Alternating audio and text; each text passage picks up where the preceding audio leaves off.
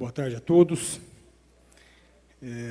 Eu agradeço novamente pelo convite, pela oportunidade de estar aqui no FreeMind, conversando com vocês.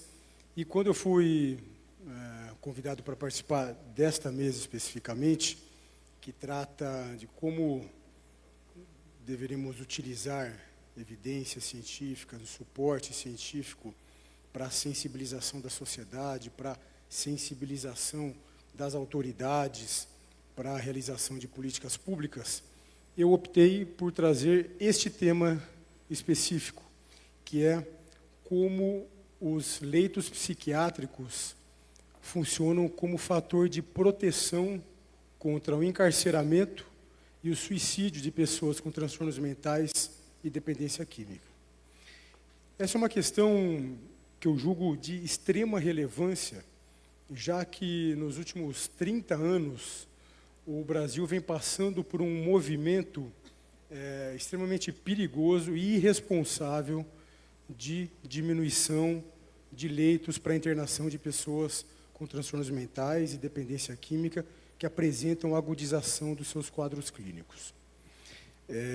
Então, por conta dessa situação específica, eu optei por trazer esse tema para apresentar aos senhores, para que nós possamos esclarecer as questões concernentes a esse tema, para que nós possamos cada vez mais diminuirmos preconceitos que estão muito presentes nessa área e que têm atrapalhado sobremaneira a assistência apropriada às pessoas com transtornos mentais e dependência química no país.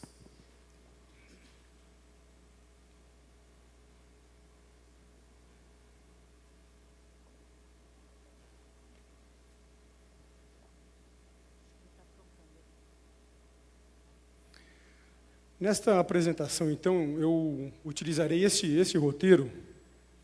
Inicialmente, nós conversaremos sobre a presença da questão relacionada aos leitos psiquiátricos na Política Nacional de Saúde Mental. Depois, conversaremos sobre esse mesmo tema na Política Nacional sobre Drogas e na nova Lei de Drogas. E, por último, finalizaremos aqui.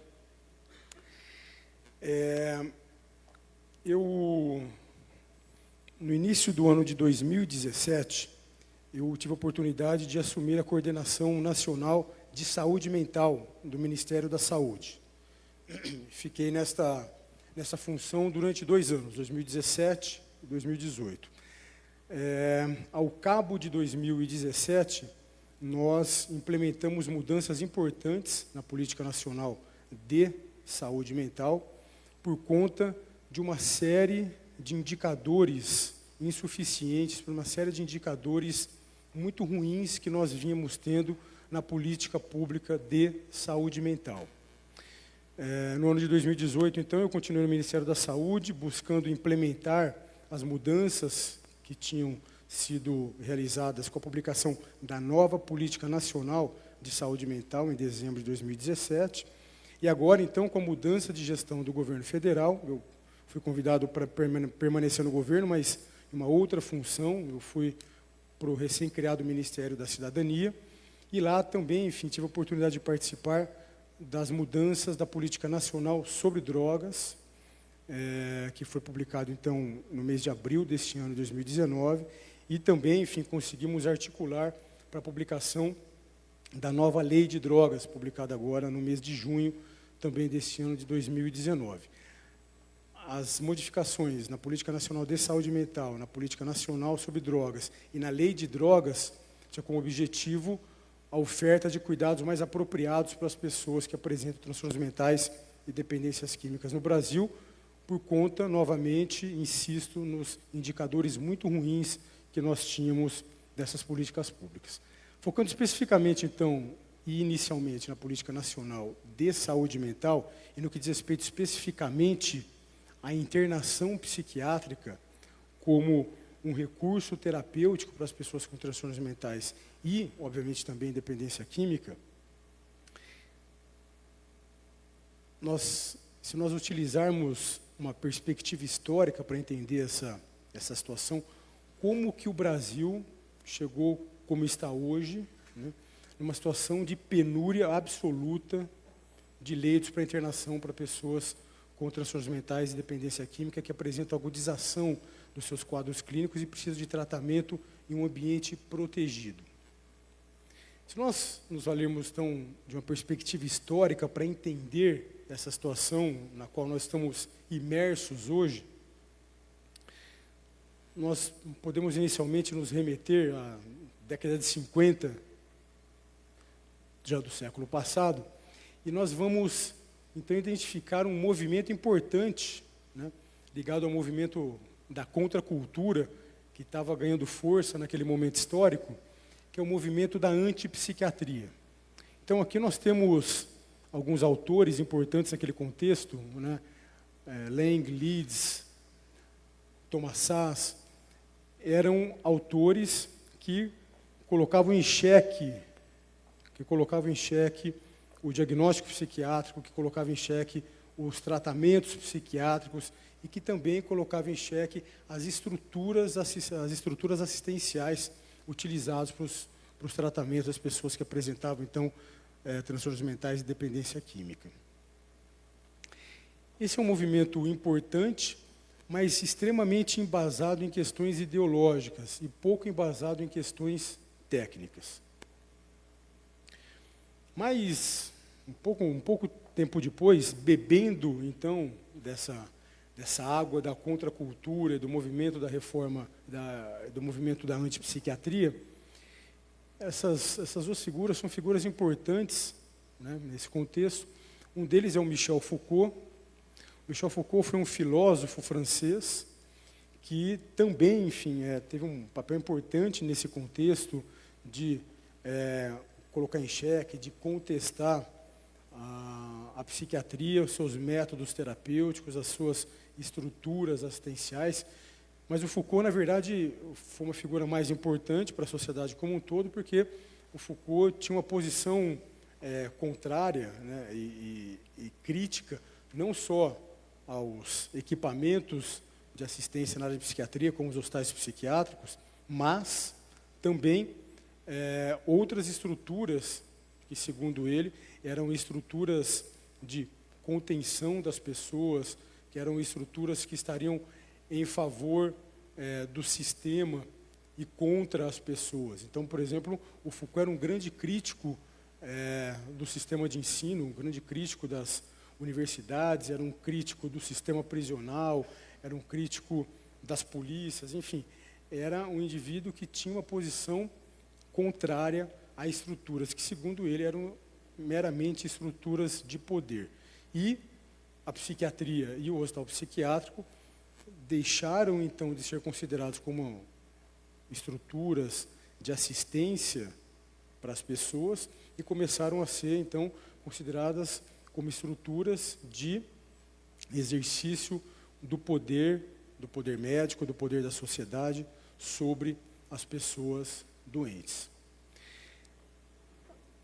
Franco Basaglia foi um médico psiquiatra italiano, e o Franco Basaglia também foi uma figura importante, porque o Franco Basaglia, imerso nessa cultura da antipsiquiatria, o Franco Basaglia iniciou na Itália um grande movimento de reforma da assistência na área de saúde mental na Itália, conhecido como reforma psiquiátrica italiana. Também muito pouco embasado em questões técnicas e muito embasadas em questões ideológicas, como nós vamos conversar e mostrar mais adiante. A grande questão é que essas duas figuras tiveram grande influência no Brasil. Michel Foucault chegou a ser professor da Universidade de São Paulo, da USP, então contribuiu na formação de uma série de gerações de filósofos e intelectuais brasileiros. E o Franco Basaglia, na década de 80, foi uma figura muito fácil aqui no Brasil, veio várias vezes. O Franco Basaglia foi uma grande figura que impulsionou a reforma psiquiátrica brasileira. Aqui, enfim, só para a gente ver um entendimento, aqui é um trecho do livro do Franco Basaglia, que fala então sobre a reforma psiquiátrica, a reforma da assistência na área de saúde mental, as pessoas com transtornos mentais, dependência química. Eu vou tomar a liberdade de ler aqui para os senhores. Então, esse trecho aqui do Basaglia diz que o hospício, né, que é o hospital psiquiátrico, é construído para controlar e reprimir os trabalhadores que perderam a capacidade de responder aos interesses capitalistas de produção.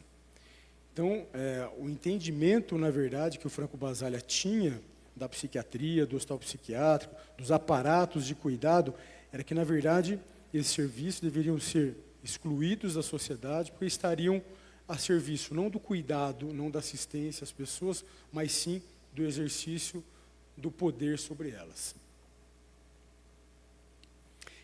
Então, na verdade, no Brasil, enfim, esse contexto todo chegou um pouco mais atrasado no Brasil. A reforma psiquiátrica foi um movimento importante em vários países do mundo.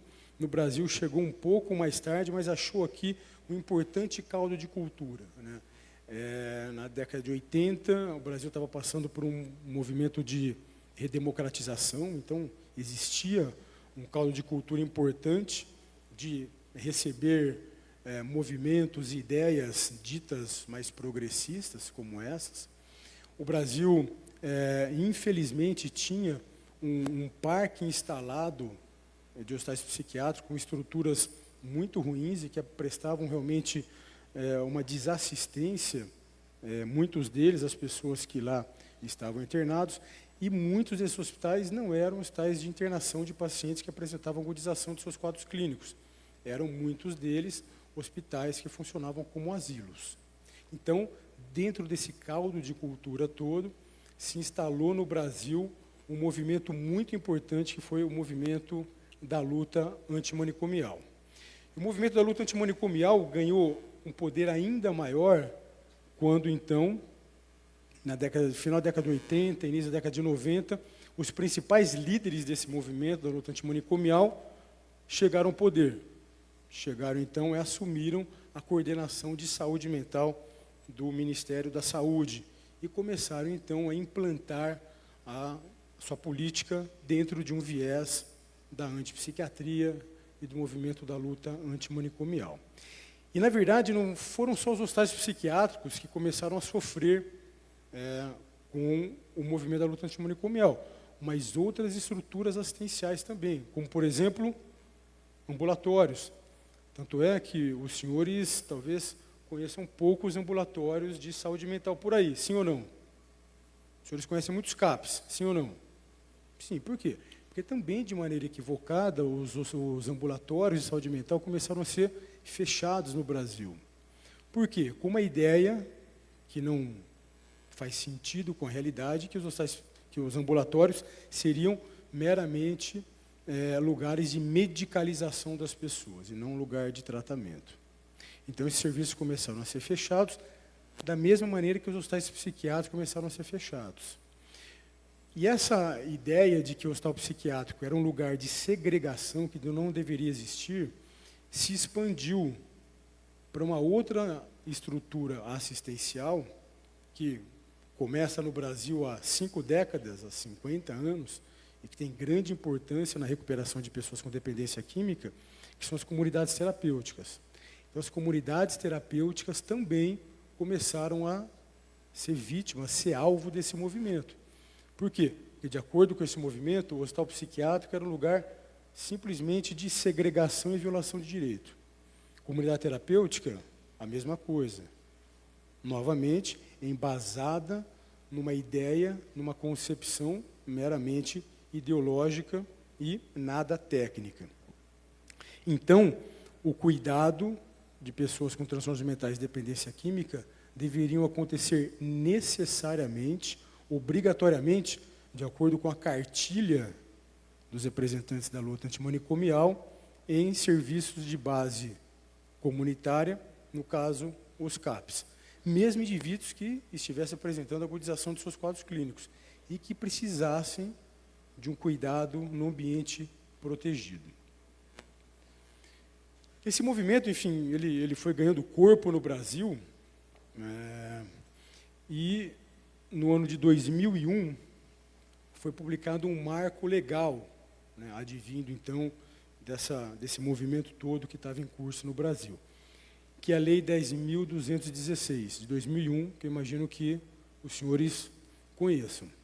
Qual que é a grande questão aqui? A grande questão é que a Lei 10.216 ela é extremamente interessante para as pessoas que apresentam transtornos mentais, dependência química, e tem um espírito que abarca, de fato, as necessidades das pessoas. A grande questão é que, com a publicação dessa lei, os técnicos e os ideólogos da luta antimanicomial deram a sua interpretação para a lei. Só que, na verdade, é uma interpretação completamente equivocada, e a gente vai ver um pouquinho agora aqui. Se a gente olhar, então, para a Lei 10.216, a gente vai perceber, então, que o ponto central da lei é o seu artigo 2º, que diz o que aqui? O seu parágrafo único. São direitos da pessoa portadora de transtorno mental, e aqui inclui também dependência química, ter acesso ao melhor tratamento do sistema de saúde consentâneo às suas necessidades. O que significa isso? Se o indivíduo apresenta um quadro clínico que precisa de um tratamento de base comunitária, cabe ao governo ofertar esse tratamento. Se ele apresenta uma agudização do seu quadro clínico que precisa de uma internação num hospital, cabe ao governo ofertar esse tipo de tratamento. Se ele apresenta um quadro clínico recorrente, ele precisa de um acolhimento, um tempo prolongado, num cuidado residencial, cabe ao governo ofertar o cuidado para ele numa comunidade terapêutica. Ou seja, o que a gente precisa ofertar como poder público é o cuidado para as pessoas de maneira consentânea, ou seja, de acordo às necessidades dos pacientes, e não de acordo com a concepção ideológica de determinado grupo que está no poder em determinado momento histórico. Essa é a questão que precisa ficar bem claro para a gente. Em relação às internações psiquiátricas, por exemplo, a Lei 10.016, em momento algum, diz que não é possível, que não se pode fazer internação. Aqui, inclusive, fica bem estabelecido, no seu artigo 6º, os 3 tipos de internação. Internação voluntária, internação involuntária e internação compulsória, que é aquela que acontece por decisão judicial. Ou seja, então, as internações psiquiátricas estão previstas na legislação brasileira, na Lei 10.016, inclusive nas suas 3 distintas modalidades. Essa é uma questão importante para a gente, porque a Lei 10.016 tem 13 artigos, e nenhum desses artigos diz que não pode ter hospital psiquiátrico no Brasil, que não pode ter comunidade terapêutica, que não pode ter ambulatório de saúde mental. Não existe em nenhum dos 13 artigos da lei. Entretanto, o que acabou acontecendo é que essa lei teve uma interpretação própria do grupo que estava no Ministério da Saúde ao longo dessas quase duas décadas. De maneira interessante, então, ainda dessa perspectiva histórica, no ano de 2010, ou seja, já vão quase 10 anos, o Sistema Único de Saúde, o SUS, passou a organizar a sua assistência em redes assistenciais. Qual que é a ideia disso? A ideia é que, assim, o indivíduo que apresenta um quadro clínico mais leve, ele pode e deve ser acompanhado num serviço de base comunitária. Faz sentido? Sim ou não? O indivíduo, por exemplo, apresenta uma hipertensão arterial. Só para a gente sair da saúde mental, da dependência química. Hipertensão arterial. Ele pode ser tratado na atenção básica? Sim ou não? Não só pode, como deve. Por quê? Porque as doenças são extremamente prevalentes na população e nós, muitas vezes, não temos especialistas para dar conta da grande magnitude de pessoas que apresentam-se enfermas. Então, atenção básica tem que ser potente? Sim ou não? Sim. Quadros mais complexos vão ficar na atenção básica? Não. Vão migrar para um serviço mais especializado.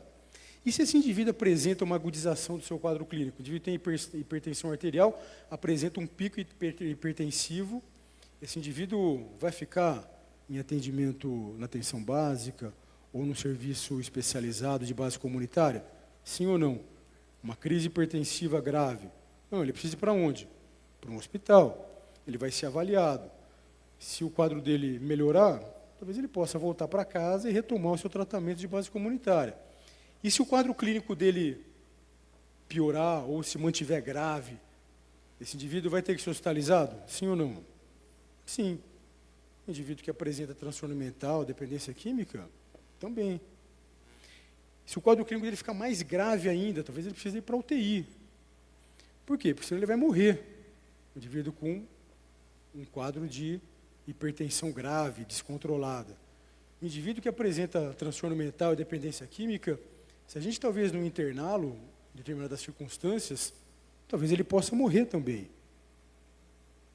Se ele tiver, por exemplo, num risco importante de suicídio, a gente vai mandar ele embora para casa, falar, não, vai para o CAPS que está tudo bem, ou vai para um ambulatório, ou vou marcar uma consulta para você no posto de saúde. Não, esse indivíduo está em risco, da mesma maneira que está em risco o indivíduo que infartou, o indivíduo que teve um AVC, o indivíduo que tem um quadro de uma hipertensão grave. Então, a ideia de a criação de uma rede assistencial foi para isso, para que as pessoas pudessem ser tratadas em diferentes pontos dessa rede de atenção, de acordo com a necessidade do seu quadro clínico. Faz sentido isso? Faz sentido. Então, no ano de 2001, foi instituído a rede de atenção a pessoas que apresentam transtorno mental e dependência química, que é a rede de atenção psicossocial, que é a RAPS. Já ouviram falar da RAPS? Então, a RAPS foi instituída por uma portaria do Ministério da Saúde, portaria 3088, no ano de 2011. Esses daqui são os pontos de atenção que constituíram a RAPS quando da sua criação. Quais são eles? CAPS, Centro de Atenção Psicossocial, nas suas várias modalidades, residência terapêutica. Residência terapêutica são serviços de base comunitária, residenciais, que abrigam, que acolhem pessoas que ficaram longos períodos internados em hospitais psiquiátricos, como moradores. Unidades de acolhimento, que são as UAs, que também são unidades residenciais para acolhimento de pessoas com dependência química. Leito de saúde mental em hospital geral. Esses dois serviços, atenção básica e urgência e emergência, são serviços não necessariamente especializados no cuidado da pessoa com dependência química e saúde mental, mas extremamente importantes. E comunidades terapêuticas. Aqui a gente vê que desde o início da constituição inicial da RAPS, as comunidades terapêuticas fazem parte dela. Entretanto, também por questão meramente ideológica, o governo federal, durante esses muitos anos, não trabalharam de maneira apropriada com as comunidades terapêuticas por mero preconceito em relação a essas entidades e não por questões técnicas que justificariam isso. A grande questão aqui é que a gente identifica tem alguns serviços que a gente não enxerga aqui, né? Quais são eles? Hospital psiquiátrico, hospital dia e ambulatório de saúde mental. Esses serviços, de maneira propositada, não foram incluídos. Por quê? Porque existia uma intenção clara do governo federal de aniquilar com esse serviço, de fechar todos eles. E esse processo foi colocado em prática. Aí então, enfim, eu assumi a coordenação de saúde mental no início do ano de 2017 e acabei me deparando com um cenário dramático, né? Os indicadores que nós tínhamos, e aí as evidências começam a aparecer para a gente como importantes para a gente tomar decisões, né, como gestores públicos. Então, o Brasil vem enfrentando um aumento importante da mortalidade relacionada à presença de transtorno mental. Esse daqui, inclusive, é um artigo que eu publiquei juntamente com outro colega, professor da Santa Casa, lá de São Paulo. Altas taxas de moradores de rua com transtornos mentais graves. O primeiro estudo mostrando isso é um estudo que tem 20 anos, é um estudo publicado pelo professor Uriel Heckert, da Universidade Federal de Juiz de Fora, já mostrando um aumento importante de pessoas com transtornos mentais graves vivendo nas ruas. Expansão das cracolândias. Nós temos um trabalho importante, recente, feito pelo grupo do professor Ronaldo Laranjeira, o primeiro autor aqui, o professor Marcelo Ribeiro. Aumento do uso de álcool na população geral. Nós temos o LENAD, que é o Levantamento Nacional sobre o uso de álcool e drogas, mostrando aumento importante do uso de álcool no país, e uso cada vez mais precoce na população. Aumento no afastamento do trabalho na Previdência Social, principalmente por depressão e por dependência ao crack, mais recentemente. A dependência ao crack tem sido um motivo importante de afastamento do trabalho no Brasil desde o ano de 2007. Superlotação de serviços de urgência e emergência no Brasil. Por quê? Esse aqui é um trabalho conduzido pela Associação Brasileira de Psiquiatria. Por quê? Porque as pessoas apresentam agudização de seus quadros clínicos, procuram os hospitais, serviços de urgência e emergência, não tem leito para internação, esses indivíduos ficam lá superlotando o serviço de urgência e emergência, aguardando uma vaga que nunca aparece. Aumento de doenças mentais graves em presídios, indivíduos com doença mental e também dependência química, a gente vai ver mais adiante. Por quê? Essas pessoas não encontravam assistência, não encontravam tratamento de maneira apropriada, essas pessoas se vulnerabilizavam, entravam em conflito com a lei e eram presas. E aumento das taxas de suicídio no Brasil nos últimos 15 anos. Se nós levarmos em consideração o principal fator de risco para alguém morrer por suicídio é a presença de um transtorno mental, incluindo a dependência química, nós percebemos que o aumento das taxas de suicídio é um indicador direto da desassistência que vinha assolando o Brasil nos últimos tempos. A grande questão, então, esses daqui são alguns indicadores, né, enfim, que nós nos valemos para realizar as mudanças na política nacional de saúde mental e, mais recentemente agora, na política sobre drogas no país, mostrando a importância de nós nos basearmos em evidências científicas, em dados, em indicadores para a condução das políticas públicas no país.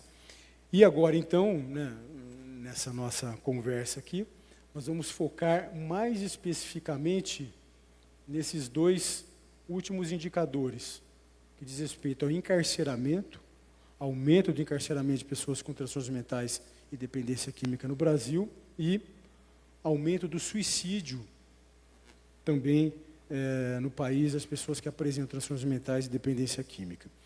E nós vamos olhar alguns dados, alguns estudos que mostram que esses indicadores estão diretamente relacionados com a diminuição irresponsável que aconteceu no Brasil da oferta de leitos psiquiátricos para o cuidado desses pacientes. Começando, então, aqui a falar sobre o encarceramento das pessoas com transtornos mentais e dependência química, esse aqui é um estudo nacional, um estudo realizado aqui no Brasil, por um grupo da Universidade Federal de São Paulo e um grupo da Universidade Federal do Rio Grande do Sul. Esse estudo foi realizado nos presídios do estado de São Paulo, mostrando altas taxas, alta prevalência de pessoas com transtornos mentais graves no cárcere em São Paulo. Hoje, né, se fala tanto em manicômio, hoje o grande manicômio que nós temos no Brasil é o sistema prisional. Eu sou psiquiatra, né, como talvez os senhores já saibam, sou psiquiatra forense de formação. Trabalhei durante muitos anos no sistema prisional aqui do estado de São Paulo. Eu sou originalmente aqui em São Paulo, estou em Brasília nesses últimos 3 anos, e tive a oportunidade de trabalhar no sistema prisional aqui em São Paulo. Nós temos algumas alas no sistema prisional em São Paulo, como, por exemplo, o CDP de Pinheiros, né, Centro de Detenção Provisória de Pinheiros. Nós temos, em Franco da Rocha, a penitenciária de Franco da Rocha, que nós temos alas inteiras de indivíduos que apresentam transtornos mentais. Não estou nem colocando dependência química, estou falando de indivíduos com transtornos mentais graves, quadros psicóticos, transtornos do humor grave. Então, esse daqui é um estudo brasileiro mostrando alta prevalência de pessoas com transtornos mentais no cárcere aqui no Brasil. Esse daqui é um outro estudo realizado pelo mesmo grupo, mostrando também altas prevalências de pessoas com dependência química na população carcerária, na população prisional no Brasil. E esse é um ponto interessante, importante da gente discutir aqui, porque um dos argumentos que são utilizados para a liberação das drogas, da maconha no Brasil, é que é isso, né? A gente está cheio de pessoas que estão envolvidas no tráfico, então vamos liberar as drogas mesmo, porque, enfim, essas pessoas que estão lá, elas vão acabar, enfim, saindo do cárcere, a gente está prendendo o usuário de drogas e tal. É verdade que a gente está prendendo no Brasil o usuário de drogas? Não é verdade. Mas não porque a lei no Brasil puna com prisão o usuário de drogas. Aliás, pelo contrário. O usuário de drogas, o indivíduo que foi flagrado com droga e que foi comprovado que era para o seu uso e não para tráfico, esse indivíduo não tem pena de prisão. Isso não acontece no Brasil.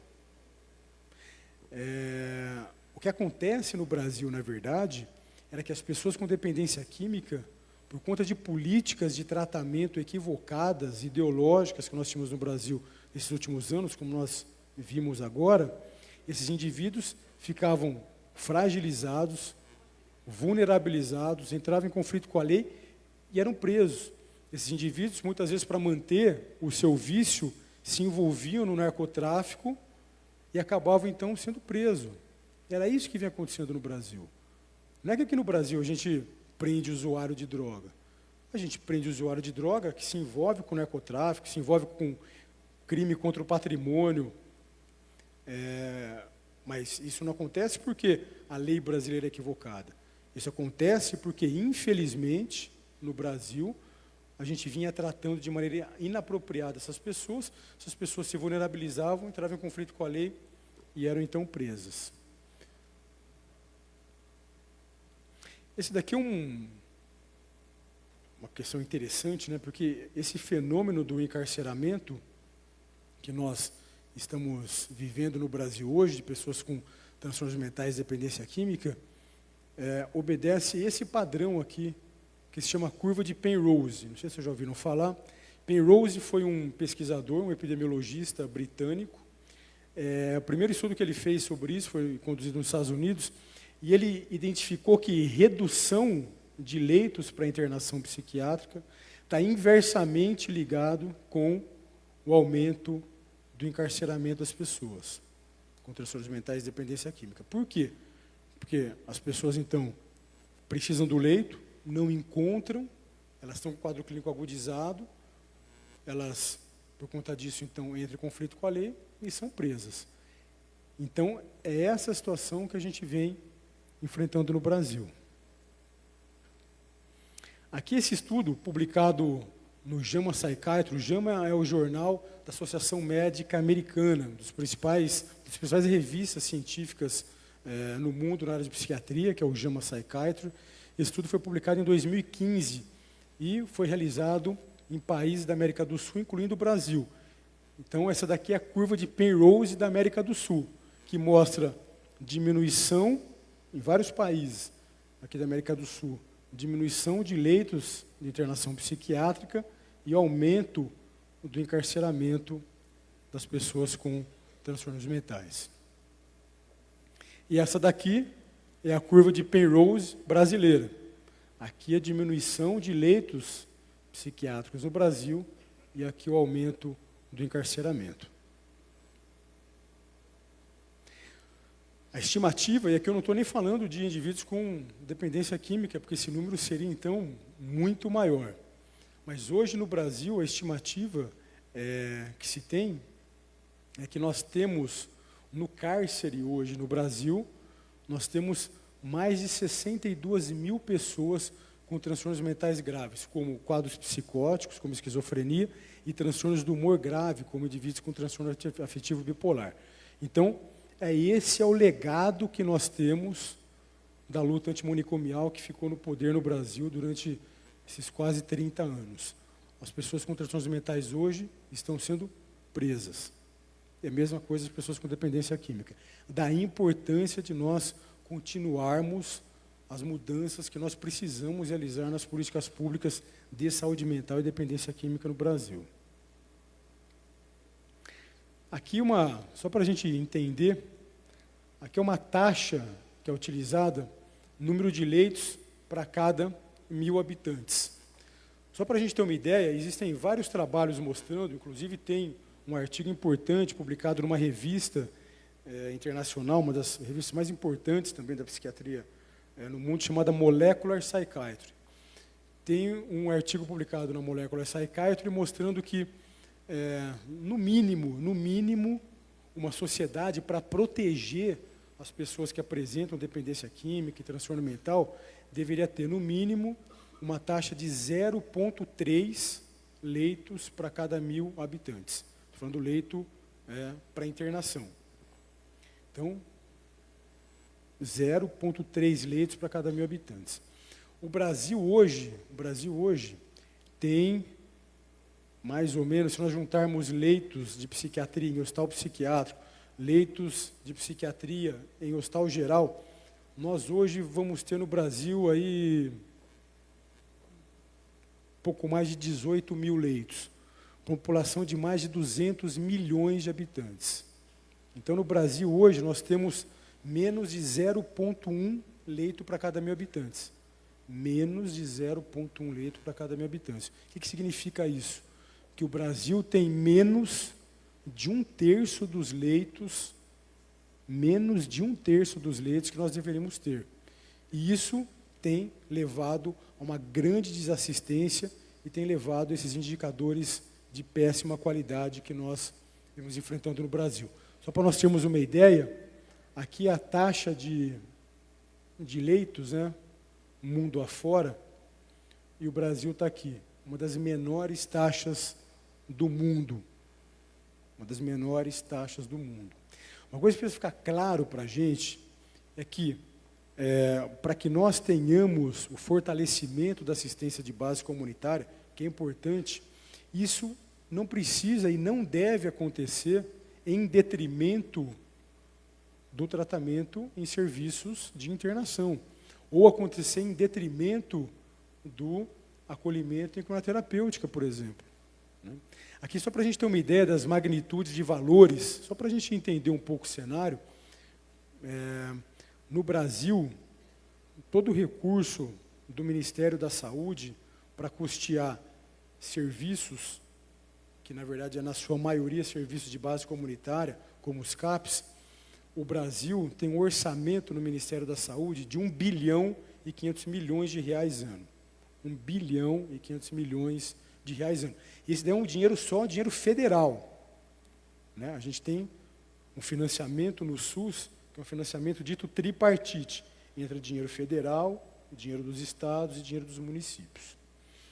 Então, esse número é muito maior, talvez 3 vezes mais que isso. Mas só do governo federal, 1,5 bilhão de reais. E aí é interessante, porque quando nós, no Ministério da Cidadania, as comunidades terapêuticas estão conosco lá no Ministério da Cidadania. Quando nós fizemos essa grande expansão, nós saímos de 2.900 vagas para 11.000 vagas de acolhimento e cromoterapêutica, não de internação, de acolhimento e cromoterapêutica, aí houve uma gritaria de alguns setores da sociedade, defensores ainda dessa política malfadada, dizendo que, caramba, agora o governo federal só estava colocando dinheiro em cromoterapêutica e tal. Depois que nós saímos de 2.900 vagas financiadas e fomos para 11.000 vagas, que é o que nós temos hoje, nós temos um orçamento anual para o financiamento de cromoterapêuticas de 150 milhões de reais. Ou seja, menos de 10% do total que é gasto com a saúde mental. Ou seja, então, não é verdade que o governo brasileiro hoje só coloca dinheiro com a terapêutica. A gente vai colocar mais dinheiro, mas o que vem acontecendo é que o governo brasileiro vinha investindo de maneira errada o dinheiro. A gente falou um pouco sobre o encarceramento e a relação, enfim, que tem entre queda do número de leitos para internação psiquiátrica e aumento de encarceramento de pessoas com transtornos mentais e dependência química.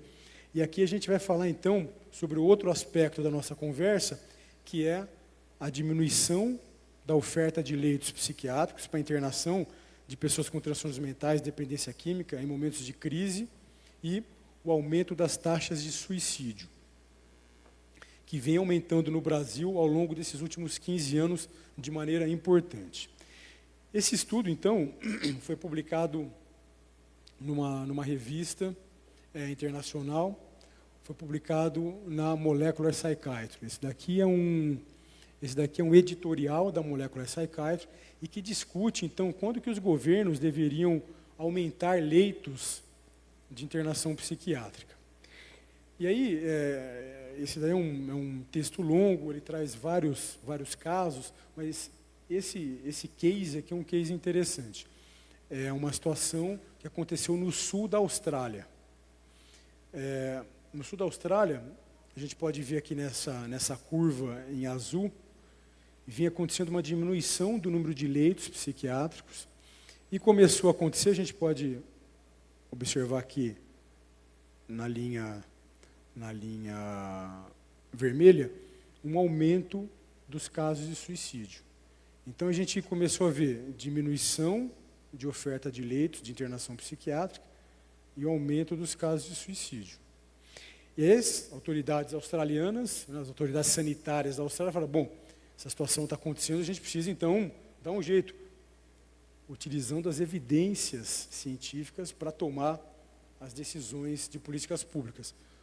Começaram então a voltar a aumentar o número de leitos, a gente pode ver aqui em azul, e por consequência o número de casos de suicídio começou a diminuir também.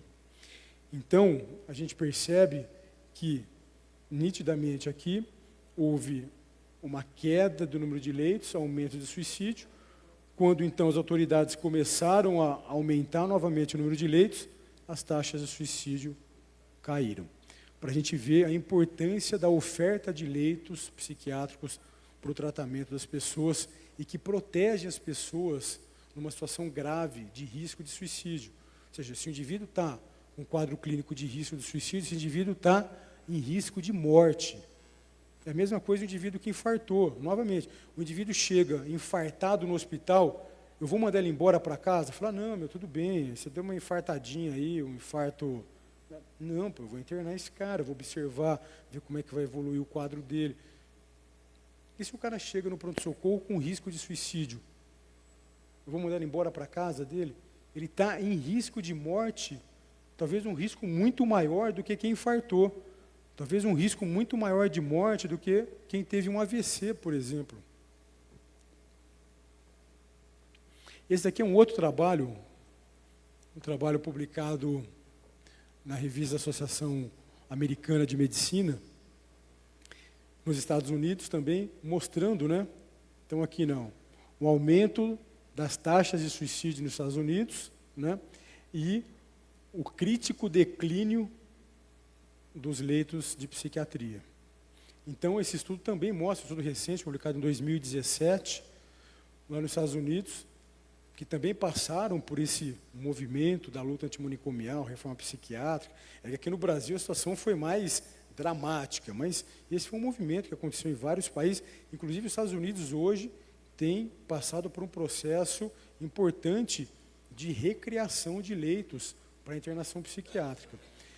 E aí esse estudo é um estudo importante que mostra também diminuição de leitos psiquiátricos e aumento das taxas de suicídio. E aqui, esse daqui é a nossa situação aqui no Brasil. Diminuição do número de leitos psiquiátricos e aumento das taxas de suicídio no Brasil ao longo desses últimos 15 anos. É claro que o fenômeno do suicídio é um fenômeno complexo na sua gênese, é um fenômeno complexo também, que envolve o seu tratamento. Entretanto, não é possível se pensar em prevenção do suicídio sem a oferta adequada de tratamento de pessoas com transtornos mentais, incluindo aí a dependência química. Nós já conversamos. O principal fator de risco para alguém morrer por suicídio é a presença de um transtorno mental, certo? Dos transtornos mentais, o primeiro fator de risco são os transtornos do humor, como depressão, transtorno afetivo bipolar. Segunda causa, dependência química. Ou seja, tratarmos adequadamente as pessoas com dependência química é um fator de proteção contra o suicídio. Então, enfim, falando um pouco então das novas ações da Política Nacional de Saúde Mental, Nós, então, colocamos o hospital psiquiátrico, o hospital dia e os ambulatórios na rede de atenção psicossocial, na RAPS, quando da publicação da nova Política Nacional de Saúde Mental, em 2017. Hoje, então, esses serviços passam a compor a rede de atenção psicossocial, a RAPS, juntamente com todos os outros. Nós não tiramos nenhum outro serviço, mas incluímos aqueles que precisavam ser incluídos. Nós não podemos mais fechar leito psiquiátrico no Brasil. Essa é uma irresponsabilidade. Nós não podemos mais fechar ambulatório no Brasil. A gente precisa de todos os serviços. A gente precisa de internação, de acolhimento com a terapêutica. A gente precisa de todos os serviços para ajudar os pacientes de acordo com a sua necessidade clínica. A gente precisa de uma rede de atenção psicossocial, então, equilibrada, diversificada, expandida e fortalecida. A gente precisa de distintos serviços para fazermos frente às distintas necessidades das pessoas. Essa é uma questão importante que eu costumo trazer sempre, né, para o debate. No ano que nós publicamos a nova Política Nacional de Saúde Mental, em 2017, em que incluímos o hospital psiquiátrico na rede, por exemplo, nós expandimos os outros serviços da rede, serviços de base comunitária. Só no 2017 nós criamos 108 CAPs no Brasil, continuando a expansão da série histórica dos CAPs. Agora, não dá para a gente imaginar que a gente vai conseguir resultados positivos no tratamento de pessoas com dependência química, na sua recuperação, investindo em um único tipo de serviço. Falando então especificamente dos hospitais psiquiátricos, nós, naquela ocasião, reajustamos o valor das diárias em 65%. Fazia quase 10 anos que essas diárias não eram reajustadas. Isso daí não aconteceu à toa. Isso aconteceu para asfixiar financeiramente os hospitais psiquiátricos no Brasil. Então, nós reajustamos o valor da diária para que esses hospitais pudessem, enfim, continuar sobrevivendo. Tomamos outras medidas, por exemplo, essa aqui é uma nota técnica que nós publicamos, a nota técnica 103 de 2018 do Ministério da Saúde, que permite que os hospitais psiquiátricos possam participar de um programa do Ministério da Saúde chamado 100% SUS. Só para vocês terem uma ideia, como que vinha esse processo de asfixia financeira proposital dos hospitais psiquiátricos, o Ministério da Saúde criou um programa chamado Programa 100% SUS, por meio do qual serviços filantrópicos, né, que ofertassem 100% do seu serviço para o SUS, teria um aporte adicional de recurso financeiro, menos os hospitais psiquiátricos. Então, um hospital ortopédico podia ter, um hospital geral, um hospital de problemas do coração, mas o hospital psiquiátrico não. Então, nós revertemos isso, os hospitais psiquiátricos puderam, então, passar a receber também os benefícios do programa 100% SUS. Começamos a trabalhar emendas parlamentares para fortalecer os hospitais. No ano de 2017, só 2 hospitais nós conseguimos. Em 2018, aumentamos para 10. E, até o ano de 2017, os hospitais psiquiátricos não recebiam emendas parlamentares. Porque quando algum parlamentar queria colocar algum recurso no hospital psiquiátrico, o Ministério da Saúde, por meio da Coordenação de Saúde Mental, bloqueava, vetava. Isso daqui é só para mostrar para os senhores que a nova Política Nacional de Saúde Mental contou com um apoio importante de várias entidades da sociedade, entidades representantes de pacientes e familiares, entidades científicas, entidades acadêmicas, entidades profissionais. Então, foi um momento importante na área de saúde mental no país. Aqui lá em Brasília, uma reunião de apoio à nova Política Nacional de Saúde Mental, realizada no final de 2017. Isso aqui é só para mostrar que a nova Política Nacional de Saúde Mental é uma política do SUS, né, pactuada. Nós tivemos essa pactuação na Comissão Intergestores Tripartite, que reúne gestores do SUS, gestor federal, estadual, municipal. Esse daqui foi o lançamento da Política Nacional de Saúde Mental, no final do ano de 2017. E agora vamos falar um pouquinho, então, sobre a Política Nacional sobre Drogas, né? Nesse contexto, então, de mudança na Política Nacional de Saúde Mental, ainda no ano de 2017, no mesmo período que nós começamos a mudar a Política Nacional de Saúde Mental, nós levamos para a discussão no Conselho Nacional de Política sobre Drogas, no CONAD, a necessidade que nós tínhamos de mudança também na Política Nacional sobre Drogas, porque nós também vimos enfrentando problemas importantes na Política Nacional sobre Drogas no país. Conseguimos aprovar, então, em março de 2018, uma resolução do CONAD, que é a resolução número 1 do CONAD, 2018, que abriu a possibilidade, então, para que nós, o ano passado, o ano todo, trabalhássemos no texto do que hoje é a nova Política Nacional sobre Drogas. O ano passado não conseguimos avançar com o texto. Com a mudança de gestão, então, do governo federal, esse trabalho foi facilitado e nós conseguimos concluí-lo e publicar, então, a nova Política Nacional sobre Drogas, por meio da publicação de um decreto presidencial 9761. Aqui é março de 2018, aqui o ministro Osmar Terra, que são outros colegas lá do Conselho, quando a publicação da resolução número 1 de 2018, do CONAD. Aqui, então, nova Política Nacional sobre Drogas, esse é o decreto 9761, do dia 11 de abril desse ano, 2019. E, na sequência, então, no dia 5 de junho, foi publicada a nova Lei de Drogas. Nós trabalhamos na articulação junto ao Congresso, para que o Congresso, então, enfim, aprovasse uma nova Lei de Drogas para o país. Foi aprovado, então, finalmente, no dia 15 de maio de 2019, então, desse ano, e publicada a nova Lei de Drogas, a Lei 13.840, no dia 5 de junho. Então, essa daqui é a nova Lei de Drogas, 13.840, dia 5 de junho.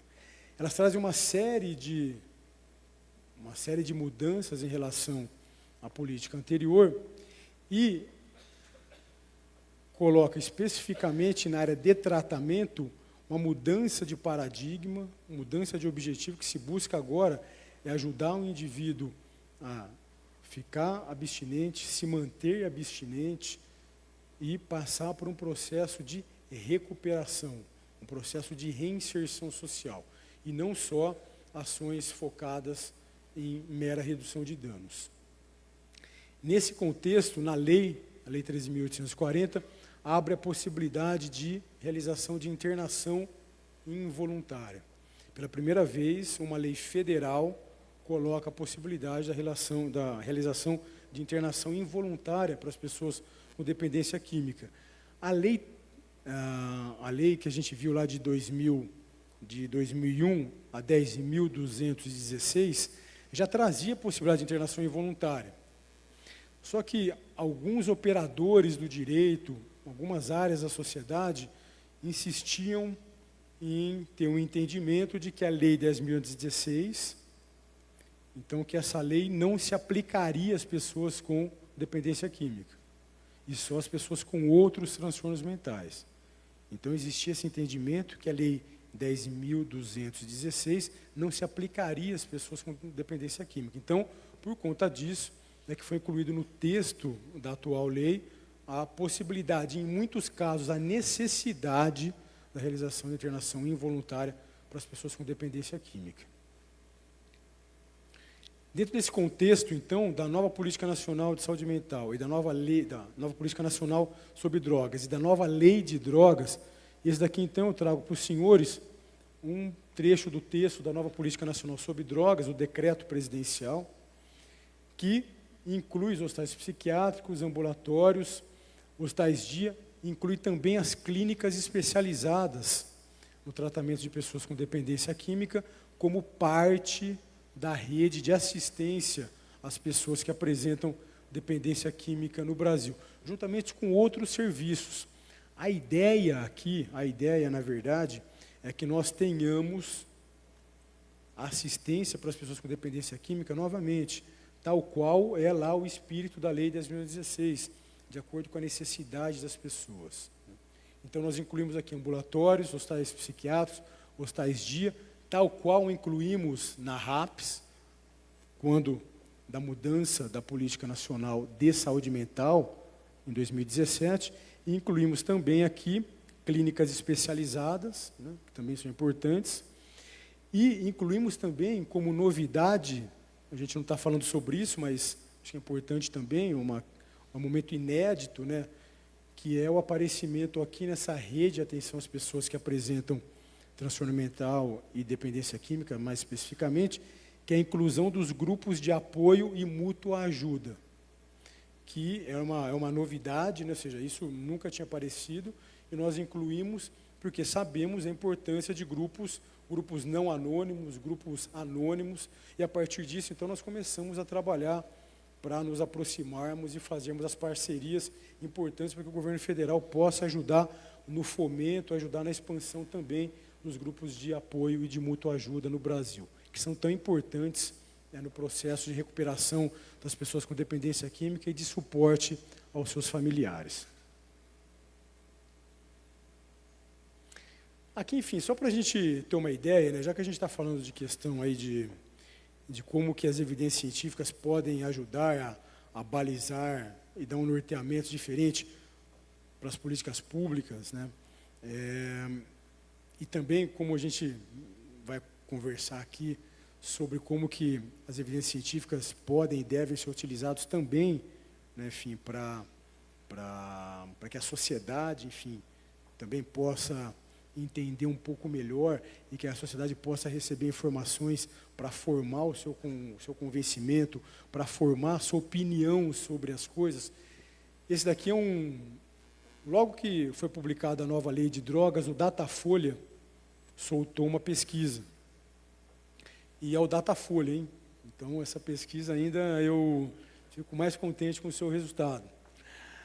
Na verdade, assim, o Datafolha publicou essa pesquisa, focando especificamente sobre a questão da internação involuntária, mostrando que 8 em cada 10 pessoas no Brasil, na verdade, o número mais preciso é 83% da população brasileira, é favorável à internação involuntária para pessoas com dependência química.